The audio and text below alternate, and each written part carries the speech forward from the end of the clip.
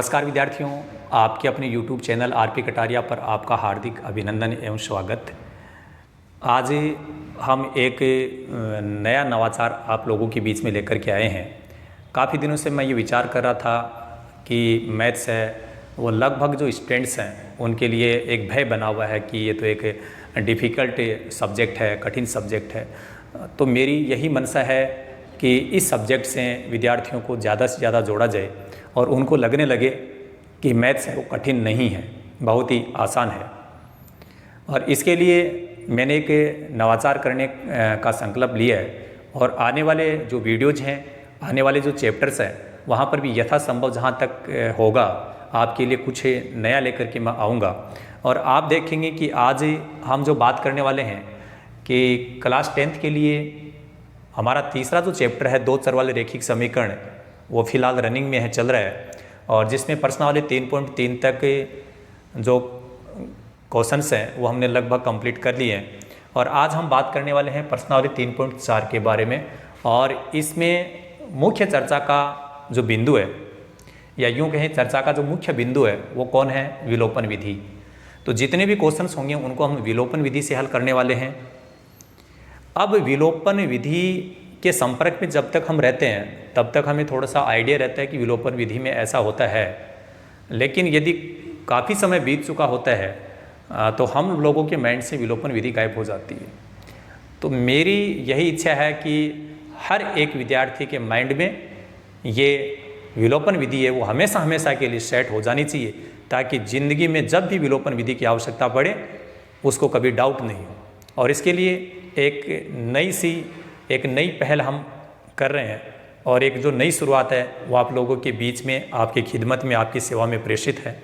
और मैंने इसके लिए कुछ चंद लाइनें तैयार की है, ताकि इन लाइनों को हम एक तुकबंदी के साथ में एक गीत के माध्यम से इनको हम तैयार करेंगे, क्योंकि संगीत है वो आदमी को सुकून भी देता है और हिम्मत भी देता है।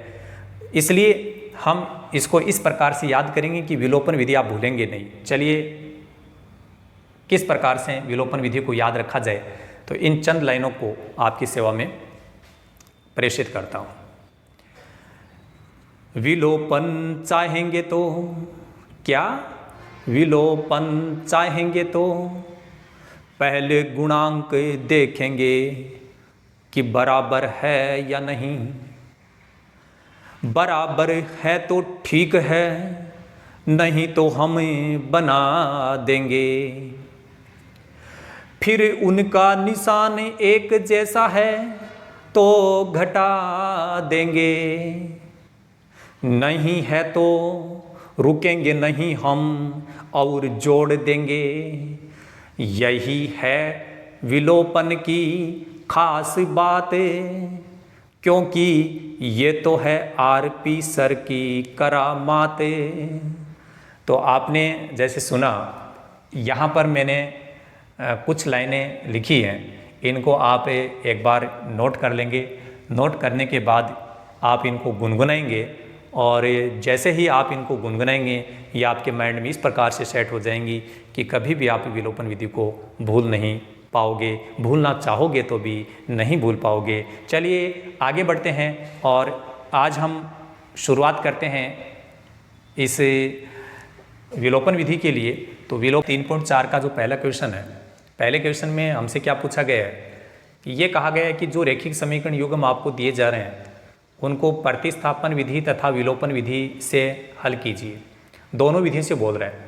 हम दोनों विधियों से नहीं करेंगे, क्योंकि हम प्रतिस्थापन विधि है वो 3.3 में की जो एक्सरसाइज थी वहाँ हम सीख चुके हैं, और अब हम चाहेंगे कि 3.4 की एक्सरसाइज में हम विलोपन विधि सीखें। तो इस पूरी एक्सरसाइज में हम केवल विलोपन विधि की बात करेंगे। और आप देख रहे हैं कि इसमें पहला जो क्वेश्चन आपका, पहले क्वेश्चन का पहला पॉइंट, पहले पॉइंट में हम लोगों को दो समीकरण दिए गए हैं, अक्ष प्लस वाई बराबर 5। दूसरा समीकरण दिया गया 2x माइनस 3y बराबर 4। ये आपके दो समीकरण हैं। प्रतिस्थापन विधि के बारे में आप जान चुके हैं। आज हम बात कर रहे हैं विलोपन विधि। तो विलोपन विधि के लिए जैसा मैंने आपको पहले बताया कि सबसे पहले देखेंगे गुणांक बराबर है या नहीं, कहा था ऐसा। तो यहाँ पर हम देखते हैं कि गुणांक क्या होता है। जैसे x के गुणा में 1 है, यहाँ x के गुणा में 2 है, तो ये दोनों गुणांक बराबर नहीं है। यहाँ y का गुणांक 1 है, यहाँ y का गुणांक -3 है, ये दोनों गुणांक भी बराबर नहीं है। गुणांक बराबर होते तो हम आगे बढ़ते, गुणांक बराबर नहीं है तो गुणांक बराबर हम बना लेंगे। गुणांक बराबर बनाने का तरीका क्या है, बड़ा सिंपल है। इसको आप समीकरण नंबर 1 बना दें, इसको समीकरण नंबर 2 बना दें।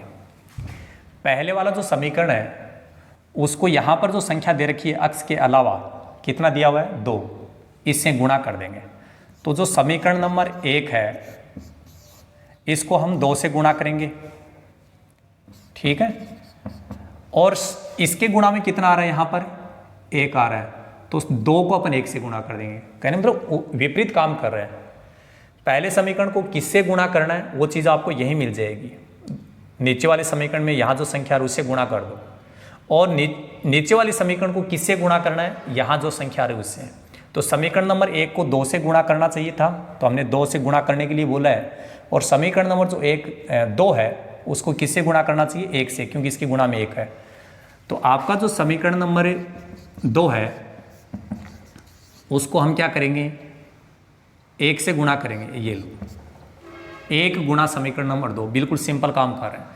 तो हमने यहाँ बोला है समीकरण नंबर 1 को 2 से गुणा करना है, यहाँ से पता चला अपने को। तो 2 से गुणा करो, इसको 2 से गुणा कर दो, ये हो गया 2x प्लस 2 को इससे भी गुणा करना पड़ेगा 2y, 2 को इससे भी गुणा करना पड़ेगा, ये हो गया 10। समीकरण नंबर 2 को ये लिखा हुआ समीकरण नंबर 2 किससे गुणा करना है, 1 से। अब 1 से जब इसको गुणा करेंगे तो यही आएगा, सेम, ज़्यादा सोचना नहीं है। इसके बाद यहाँ अब देखेंगे, आप देख रहे हैं कि जिसके गुणांक हमने बराबर बनाए हैं, जैसे x का गुणांक यहाँ पर भी 2 और यहाँ पर भी 2 है, उस लाइनों में मैंने बोला था फिर उनका निशान एक जैसा है तो घटा देंगे, और नहीं है तो रुकेंगे नहीं हम और जोड़ देंगे। अब यहाँ पर निशान एक जैसा है तो क्या किया जाएगा, घटाया जाएगा। तो आप यहाँ लिखेंगे घटाने पर, क्या करेंगे, घटाने पर। जब भी घटाते हैं तो क्या करते हैं, नीचे वाले समीकरण के चिन्ह बदलेंगे। ये संख्या प्लस की है तो माइनस लिखेंगे, यहाँ माइनस है तो इसको प्लस लिखेंगे, ये प्लस है तो माइनस। अब देखिए नीचे वाला समीकरण जो है उसके हमने चिन्ह बदल दिए। चिन्ह कब बदले जाएंगे, घटाते समय, घटाएंगे तो ही चिन्ह बदलेंगे, ठीक है। और वो भी नीचे वाले समीकरण के चिन्ह बदलने के बाद ये प्रत्येक पद है उसी निशान का बन जाएगा। 2x है वो माइनस का बन जाएगा, ये 3y है ये प्लस का बन जाएगा, 4 है वो किसका बन जाएगा, माइनस का। अब देखिए कुछ सरल हो सकता है कि यहाँ 2x प्लस का और 2x माइनस का, तो ये एक दूसरे को काटेंगे। यहाँ पर 2y प्लस का है और ये 3y है, ये भी किसका है, प्लस का। एक जैसा निशान हो गया तो जुड़ेगा, ऐसे समझ लीजिए कि ये भी प्लस का है ये भी प्लस का है तो जुड़ेगा। ये हो गया 2 और 3 5, यहाँ y तो जोड़ने पर यहाँ पर भी y। दोनों संख्याएं प्लस की है तो जोड़ने पर प्लस ही आएगा। इसके बाद देखिए यहाँ पर कितना है 10 और यहाँ है माइनस का 4, तो 10 में से 4 घटेगा, ये बच गया 6। हम निकालेंगे y का मान, तो ये 5 जो गुणा में था ये इस 6 के बटे में आएगा, तो ये आ गया हमारे पास में y का मान। अब y का जो मान आ रहा है वो हम समीकरण नंबर 1 में रख देंगे और आपका उत्तर फाइनल हो जाएगा। समीकरण नंबर 1 में रखने पर तो ये है आपका समीकरण नंबर 1। तो x प्लस y का मान आ गया 6/5, तो यहाँ लिखेंगे 6/5 बराबर ये 5 है। हम तो x का मान निकालेंगे यहाँ से, तो इस 6/5 का उधर पक्षांतरण कर दो, तो इसका पक्षांतरण करेंगे तो ये ऐसे हो जाएगा। ठीक है। अब इसका एलसीएम लेंगे तो देखो इसके बटे में कुछ भी नहीं है तो इसका एलसीएम 5 ही आएगा। अब एलसीएम 5 आ गया तो इस 5 को सीधा यहाँ गुणा कर दो और उसमें से ये घटा दो, तो इस 5 को इससे गुणा कर दो, 25 में से 6 घटा दो, कितना बचेगा भाई 19 बटे 5, 19 में 5 का भाग नहीं जाता है, तो ये हो गया आपका अक्स का मान। ठीक है, और यहाँ लिखेंगे अपन अक्स बराबर 19 बटे 5 और वाई बराबर, वाई का मान हमने यहाँ निकाला था 6 बटे 5 और ये हो गया आपका फाइनल रिजल्ट। क्लियर हो गई। विलोपन विधि ज़्यादा कठिन नहीं है, बहुत ही सिंपल है। अब हम इसके दूसरे पॉइंट की बात करेंगे, पॉइंट नंबर जो 2 है। इसमें कुछ यहाँ पर मैं फॉर्मेट जो बना लिया है वो मिटाऊंगा नहीं, क्योंकि हमें पता है कि आगे क्या काम होने वाला है, सब आपको पता ही है। तो देखिए पॉइंट नंबर जो 2 है उसमें हमें समीकरण क्या दिए गए हैं, 3 अक्स प्लस 4y बराबर 10, इसको समीकरण नंबर 1 बना देंगे। दूसरा समीकरण दिया गया है 2 अक्स माइनस 2y बराबर 2। अब देखिए हम यहाँ पर ये देख रहे हैं कि क्या कहीं पे गुणांक बराबर है क्या। यहाँ पर ये दोनों संख्या बराबर नहीं है, इसका मतलब गुणांक बराबर नहीं है। यहाँ पर ये दोनों संख्याएं बराबर नहीं है, इसका मतलब ये भी गुणांक बराबर नहीं है। और हमने आपको क्या बताया था, गुणांक बराबर नहीं है तो हम बना देंगे। बनाना कैसे है, आपको ज़्यादा ध्यान नहीं देना, केवल अक्स की तरफ ही ध्यान दो। आप y के गुणांक भी बराबर बना सकते हो, लेकिन हम केवल यहाँ अक्स की ही बात कर रहे हैं ताकि एक बार आप सीख जाएं। सीखने के बाद में भले चाहे आप इसके गुणांक बराबर बना देना। जब हम इनके गुणांक बराबर बनाना चाहते हैं तो इनको अपन क्या करेंगे, यहाँ पर जो संख्या दे रखी है 3 और 2, इनसे गुणा करेंगे। पहले वाले समीकरण को गुणा करेंगे 2 से, तभी मैंने यहाँ लिखा समीकरण नंबर 1 को किससे गुणा कर देंगे, 2 से। और दूसरा जो समीकरण उसको किससे गुणा कर देंगे, 3 से। ऐसा करते ही गुणांक बराबर बन जाएंगे। इन दोनों संख्याएं जो आ रही हैं इनको गुणा कर दीजिए, नीचे वाली संख्या को ऊपर गुणा कर दो और ऊपर जो संख्या उसको नीचे गुणा कर दो। चलो गुणा करते हैं। समीकरण नंबर 1 को 2 से गुणा करने के लिए बोला, इस 2 से गुणा करना है यहाँ, तो यहाँ लिख दो। 2 से गुणा करेंगे तो ये बनेगा 6x प्लस ये हो गया 8y, और इसको भी 2 से गुणा करेंगे तो ये हो गया 20। जल्दबाजी नहीं करनी है। नीचे वाले समीकरण को किससे गुणा करना था, 3 से, तो ये लो 6x, यहाँ करेंगे तो ये हो गया 6y, यहाँ गुणा करेंगे 3 से तो ये हो गया 6। जिनके निशान एक जैसे हैं, हमने कहा था कि निशान एक जैसे हैं तो घटा देंगे, ऐसा ही कहा था। तो इनका निशान एक जैसा ही है, ये भी प्लस ये भी प्लस, इसका मतलब क्या करेंगे, घटाएंगे। तो लिखेंगे घटाने पर, और जब भी घटाते हैं तो चिन्ह बदलेंगे। ये प्लस का है तो माइनस लिखेंगे, यहाँ माइनस है तो प्लस लिखेंगे, और ये भी प्लस है तो इसको माइनस लिखेंगे। अब ये 6x माइनस का हो गया और ये 6x प्लस का है तो ये एक दूसरे को हटा देंगे। विलोपन का मतलब होता है गायब करना, और हमने यहाँ से x को गायब कर दिया, यही विलोपन विधि है। यहाँ पर जो संख्या ये प्लस की और ये 6y है वो माइनस का था, लेकिन अब माइनस का नहीं है, ये किसका बन गया, प्लस का। तो 8y जो है और 6y दोनों ही प्लस के हैं तो ये दोनों जुड़ेंगे, तो ये हो गए 8 और 6 14, y यहाँ पर भी y। 20 प्लस के 6 माइनस के, तो 20 में से 6 घटेगा 14, और y का मान निकालेंगे तो ये 14 जो गुणा में आ रहा है ये लिखा जाएगा बटे में, और y का मान 14 बटे 14 कितना हो गया, 1। अब ये जो y का मान है वो हम समीकरण नंबर 1 में लिखेंगे, तभी मैंने ये लाइन लिख दी। y का मान समीकरण नंबर 1 में रखने पर, और यहाँ से स्टार्ट कीजिए, ये है 3x प्लस 4, y इसके साथ गुणा है तो ये लिखो गुणा, y का मान कितना है 1, ये रहा 1 बराबर, यहाँ अपने पास में कितना है 10। एक बार 3x को ऐसा कैसा लिखो, प्लस 4 को 1 से गुणा करो पहले, ये हो गया 4 बराबर 10। इस 4 का पक्षांतरण कर देंगे, इधर भेज देंगे तो ये हो जाएगा माइनस का 3x बराबर ये हो गया 6 अक्स बराबर हो गया 6/3 और अक्स का मान हो गया 2।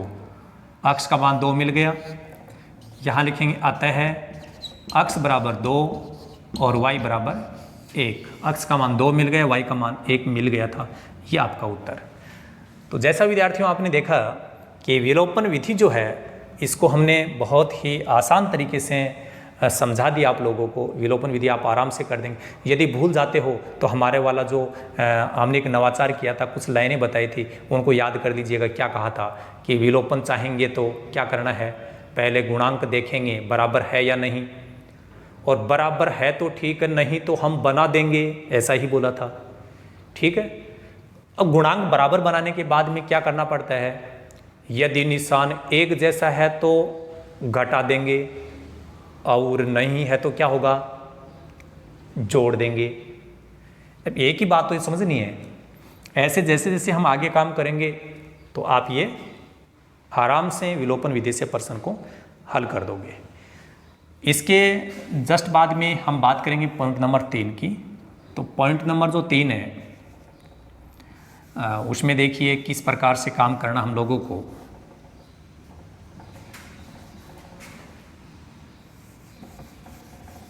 पॉइंट नंबर 3 में जो समीकरण दिए गए हैं, सबसे पहले वो समीकरण लिख लेते हैं हम लोग। ये पॉइंट नंबर आपका 3 हो गया। पॉइंट नंबर 3 का पहला समीकरण है 3x माइनस 5y, फिर लिखा हुआ -4 बराबर 0। तो बराबर के पहले -4 है, तो आप उस प्रश्न में देखते हुए उस ये बराबर के पहले जो -4 है उसको इधर भेज देना, वो प्लस का हो जाएगा। अपनी बुक में क्या है कि इस 4 को इधर लिखा हुआ है -4, बराबर में लिखा हुआ है 0। तो आप क्या करना, आपको कि जो अचर राशि है, अचर उसको बोलते हैं जिसमें x या y नहीं हो, तो इसको आप इधर लेके चले जाना, ऐसा सेट कर लेना। तो ये तो हो गया आपका पहला समीकरण। दूसरा जो समीकरण है वो है 9x, बराबर में लिखा हुआ है 2y प्लस 7। तो 2y को इधर ले आना, वो हो जाएगा माइनस का बराबर 7। यहाँ पर थोड़ा बता दूं कि आपके बुक में समीकरण ऐसे लिखा हुआ है 9x बराबर 7y प्लस 9x बराबर 2y प्लस 7। तो हम क्या करेंगे, हम चाहते हैं कि x और जो y है वो एक तरफ हो, एक ही पक्ष में हो, तो इस 2y का इधर पक्षांतरण कर देंगे। तो ऐसा करके फिर लिखेंगे। आप दोबारा समझ लो, अपने बुक में प्रश्न का फॉर्मेट कैसे भी दिया जा सकता है। आपको पहले चेक करना है कि एक तरफ तो होनी चाहिए x और y के पद, और दूसरे तरफ कौन होना चाहिए, अचर पद। अचर पद उसको बोलते हैं जिसमें x y नहीं हो। तो ये हम चेक करेंगे, और यदि है तो ठीक है, नहीं है तो हम बनाएंगे। आप देखिए, हम क्या चाहते हैं कि इनके गुणांक बराबर बन जाएं। समझ गए होंगे आप कि किसको किससे गुणा करना है। पहले वाले समीकरण को किससे गुणा करेंगे, 9 से। तभी लिख रहा है समीकरण नंबर 1 को किससे गुणा कर दो, 9 से। और नीचे वाला जो समीकरण है उसको किससे गुणा करोगे, 3 से। तो ये 3 उल्टा काम कर रहा है, ऊपर वाले समीकरण को नीचे वाली संख्या से, नीचे वाले समीकरण को इस ऊपर वाली संख्या से। ठीक है, चलो गुणा करते हैं। तो इस समीकरण को कितने से गुणा करना था, 9 से। तो 9 से गुणा करो, ये हो गया 27x। 9 से यहाँ गुणा करेंगे, ये हो गया 45y, और 9 से इसको गुणा करेंगे तो ये हो गया 36।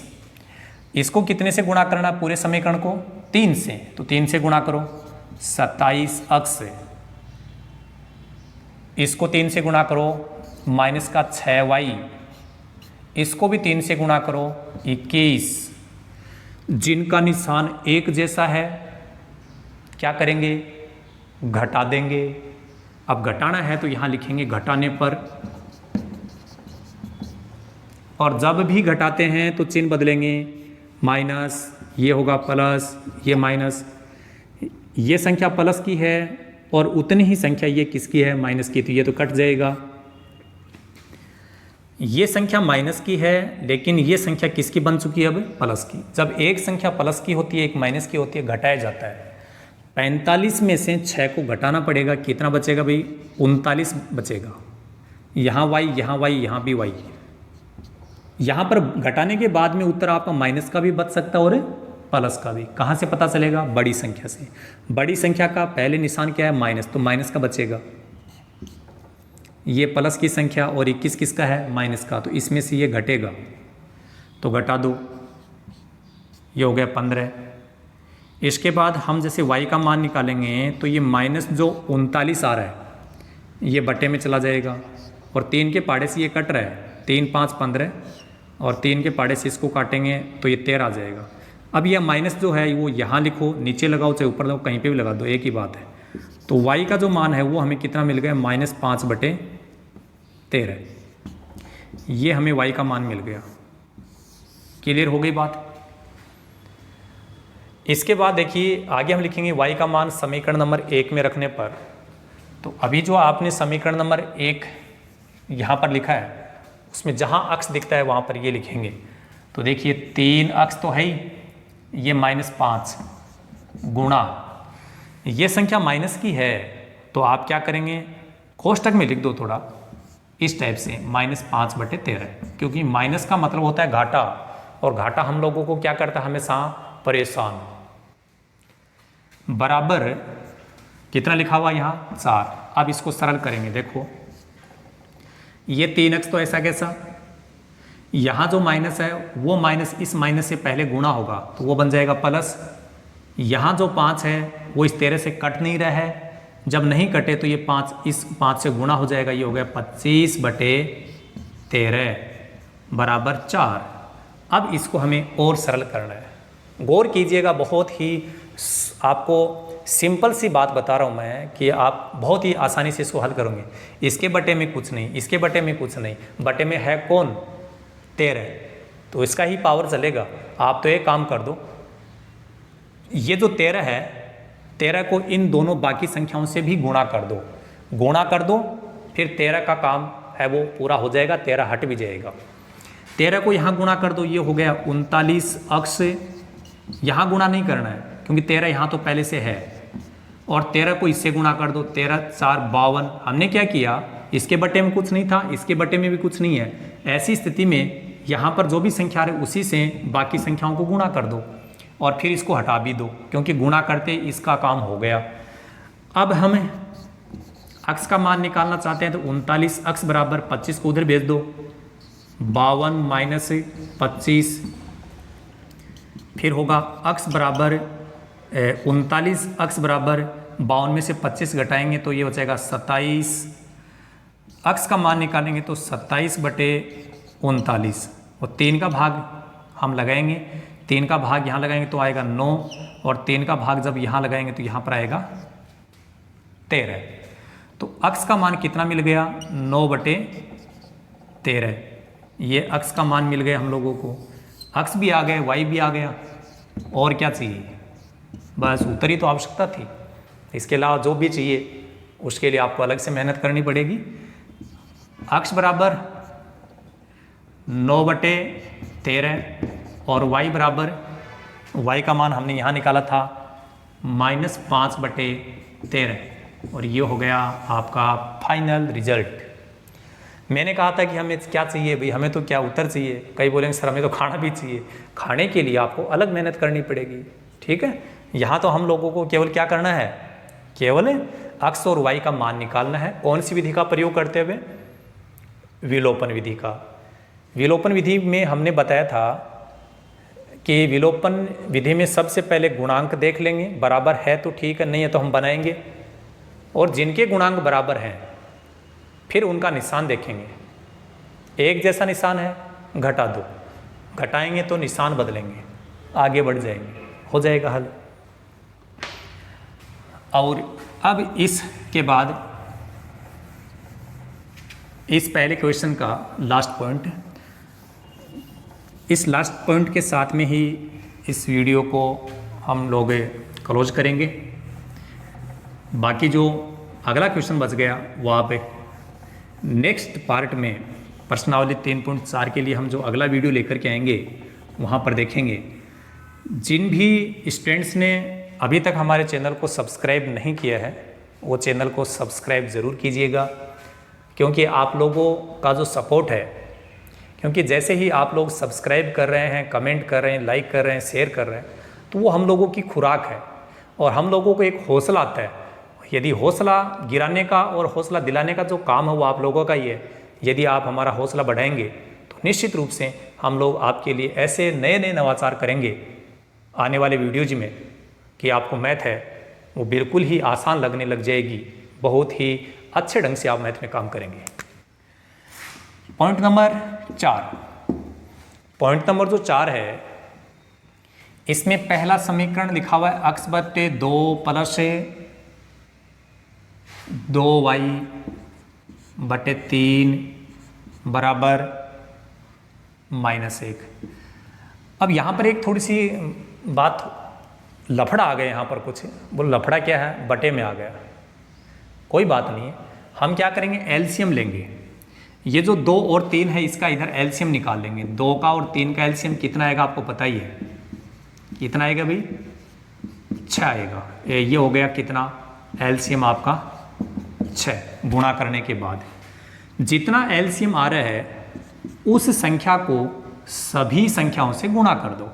ये जो x बटे 2 है इसको भी 6 से गुणा कर दो, प्लस ये 2y बटे 3 है इसको भी 6 से गुणा कर दो। आगे ये जो -1 है इसको भी 6 से गुणा कर दो और बटे का इलाज हो जाएगा।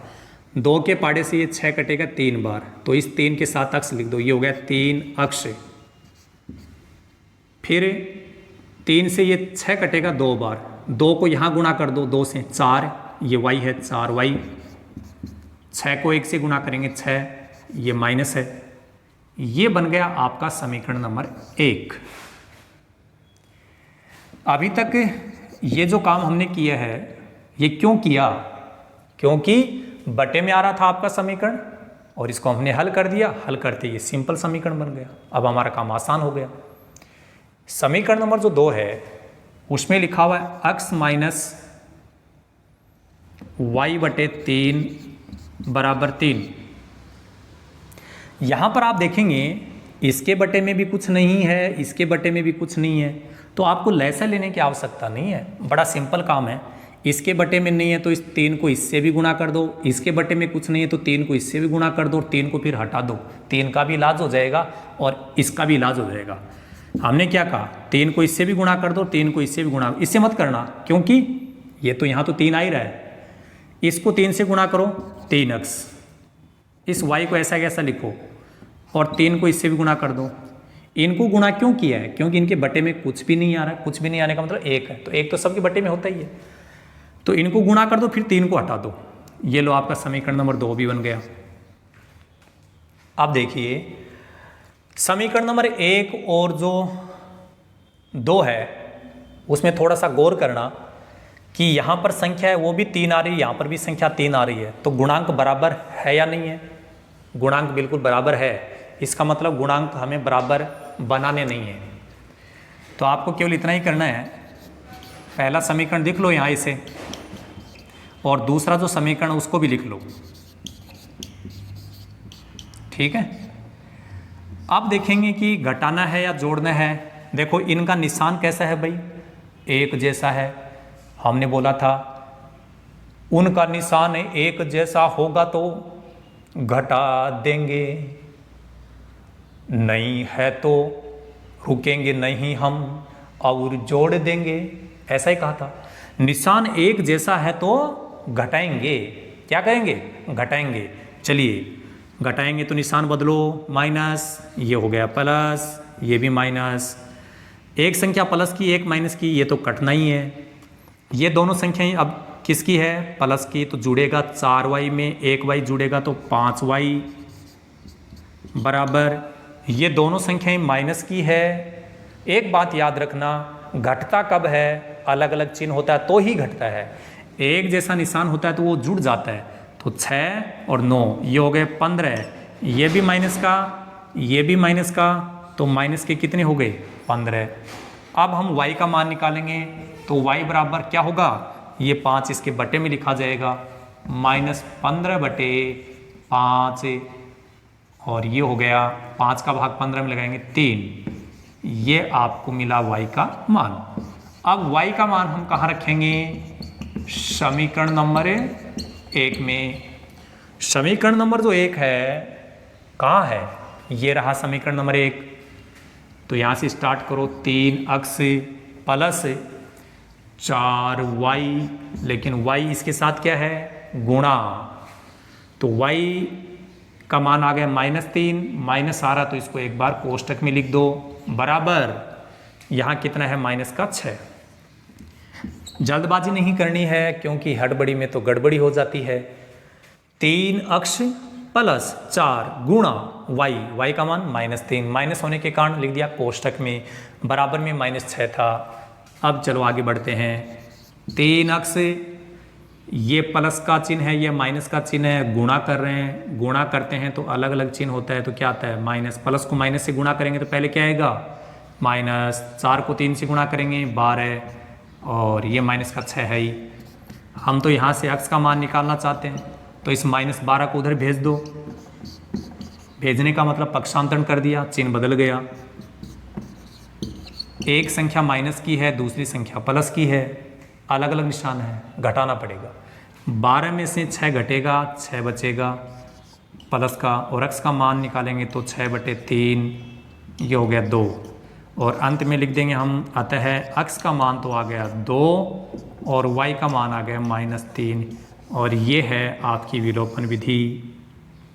तो प्यारे विद्यार्थियों, जहाँ तक मेरा मानना है, मुझे लग रहा है कि विलोपन विधि में आपको किसी भी प्रकार की प्रॉब्लम नहीं आएगी। आप केवल इस वीडियो को स्टार्ट से लेकर के अंत तक ज़रूर देखिएगा, और अपने जितने भी परिचित हैं जो मैथ्स से रिलेटेड हैं, या यूँ कहें कि जो विद्यार्थी हैं 10th में पढ़ रहे हैं, या कुछ गार्जियंस ऐसे हैं जिनके बच्चे पढ़ रहे हैं, वहाँ तक आप इसको बहुत ही ज़्यादा मात्रा में, या यूँ कहें ज़्यादा से ज़्यादा इसको आप शेयर कर दीजिएगा, ठीक है? और क्योंकि हो सकता है कि अपनी वजह से किसी का भला हो, और हमारा यही मकसद है कि मानव सेवा सर्वोपरि, अपनी वजह से हर इंसान का भला हो, यही हम लोगों की चाहत है। इसी के साथ इस वीडियो में हम केवल इतनी ही चर्चा करेंगे। So thank you so much, all the best, be positive always.